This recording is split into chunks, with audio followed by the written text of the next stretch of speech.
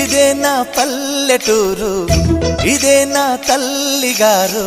మా ఊరి పాడి పంట రాములోరి దీవెనంట. తల్లి గోదావరి నీళ్ళు కడిగే సీతమ్మ పాదాలు. ఊరంతా హాయ్ హాయ్ హాయ్, మనసంతా హాయ్ హాయ్ హాయ్.